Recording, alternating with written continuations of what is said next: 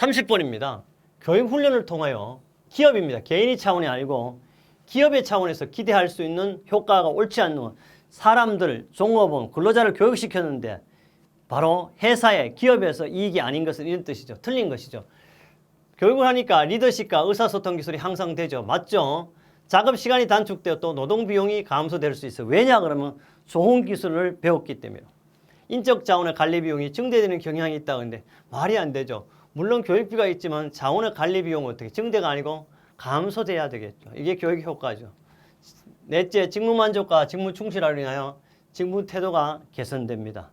그래서 교육을 통한 기업 효과는 리더십과 의사소통 기술이 향상, 작업 시간이 단축되어 노동 비용이 감소되죠. 직무 만족과 직무 충실로 인하여 직무 태도 개선되고 직무 수행 개선으로 생산성도 향상될 수 있습니다. 그래서 교육 효과라는 것은 대단한 겁니다. 우리 교재 2-86 합격 날개 은행 문제로 만들어 두었습니다. 31번입니다. 집단 갈등이요. 집단. 한 명이 아니고 집단이 뭉쳐지는 갈등 요인입니다. 옳지 않는 것입니다. 첫째, 욕구자절은요. 집단이 아니고 개인적인 갈등이죠. 그럼 답은 1번이에요. 제한된 자원, 집단 간의 목표 차이, 동일한 사항을 바라보는 집단 간의 인식 이런 것들은 다 바로 집단의 갈등이고 욕구자절은 뭐다? 개인적인 차원입니다. 집단 갈등의 요인은요. 상호의존성, 서로 내가 잘하면 되는데 옆 사람이 해줄 거라고 이게 바로 갈등의 요인이죠. 상호의존성, 제한된 자원, 역할 갈등, 집단 간의 목표 차이, 동일한 사안을 바라보는 집단 간의 인식 차이 등입니다. 해소 방안은요. 공동의 문제 설정, 상위 목표 설정, 집단 간 접촉 기회 증대, 사회적 범주와 편향을 최소화를 해야 되겠습니다. 우리 교재 2-35쪽 합격 날개 역시 은행 문제로 만들어 두었습니다. 2014년 5월 26일 날, 5월 25일이네요. 문제 36번으로도 출제됐습니다. 왜 이걸 자꾸 강조하냐? 새로운 문제가 없다. 그래서 반드시 여러분 어떻게 가인도 문제를 몇 년치 손가락 손 두 개 10년치 이상은 보시면 틀림없이 고득점 100점으로 합격할 수가 있습니다. 그 다음에요. 32번입니다. 스텝 테스트 또는 슈나이드 테스트라고. 이거는 스텝과 슈나이드가 만든 건데 사람 이름입니다. 스텝 슈나이드 테스트는. 어떠한 방법 필요 판정 검사하냐 하면 이거는 심폐입니다. 심폐 검사가 되겠습니다. 4번이고요. 보겠습니다.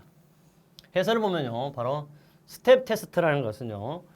간단한 체력 검사를 일정한 높이와 발판을 일정한 페이스로 오르내리고 일정 시간이 경과한 후 성강을 중지시켜 바로 뭐다? 맥박을 측정하는 거니까 심폐 검사가 되겠어요. 그래서 슈나이드 테스트는요. 슈나이더에 의하여 창안된 대표적인 순환 기능 검사인데 포인트 테스트라도 하며 테스트라고 부르며 득점을 바로 심폐 개수화하여 체력 측정의 자료로 한다. 이 방법을 간이하여 구하는 것을 심폐 개수가 되겠어요. 그래서 슈나이드라든지 스텝 테스트는 바로 심폐 기능을 검사하는 것이 되겠습니다.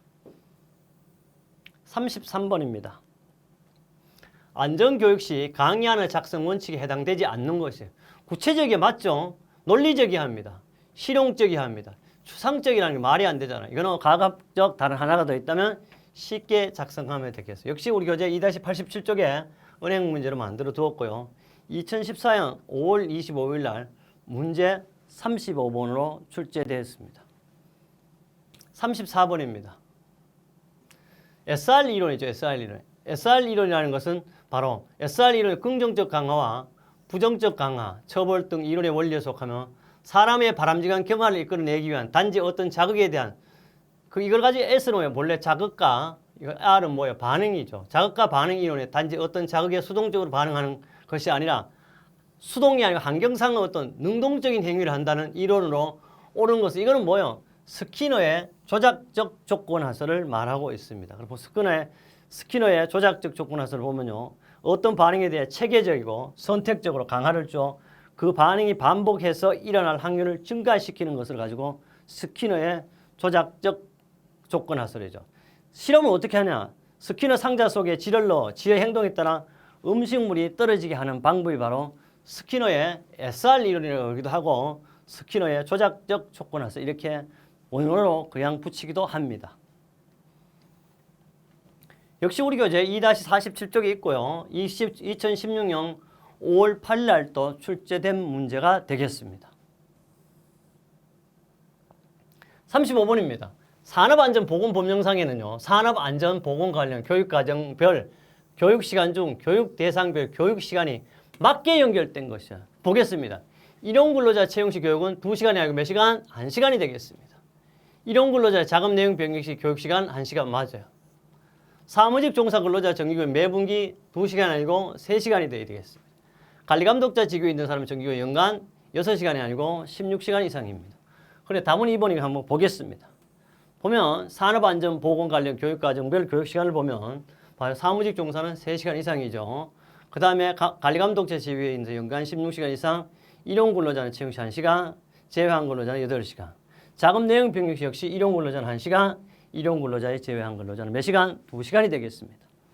이 내용 역시 우리 교재 2-82쪽에 있고요. 2016년부터 17년까지 이렇게 2년 사이에 불과 요 18년 뒤쯤 불과 2년 사이에도 4번이나 출제되었습니다. 이 내용은요.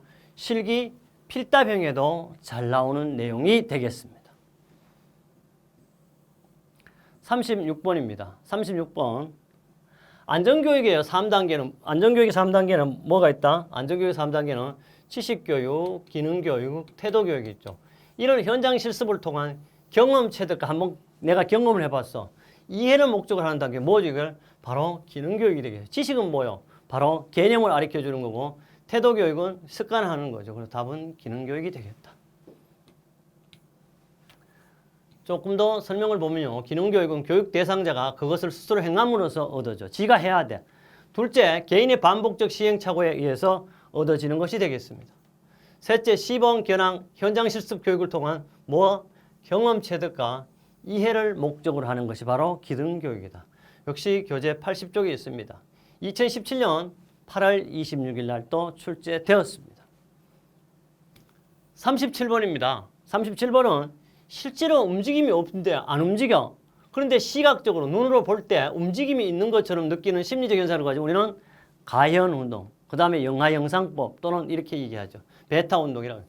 이걸 가지고 우리는 가현운동 또는 베타운동, 영하영상법 이렇게 여러 가지 말합니다. 객관적으로 정지하고 있는 대상물이요. 급속히 나타나든가 또는 소멸하든가 인하여 일어나는 운동으로 마치 대상물이 운동하는 것처럼 인식되는 현상을 가지고 우리는 가현운동 또는 베타운동, 영하영상법 이렇게 얘기하고 있습니다. 이거는요. 우리 교재 43쪽에 있고 2016년, 17년, 18 계속 출제된 문제가 되겠습니다. 38번입니다. 조직 구성원의 태도는요. 조직 성과와 밀접한 관계에 있죠.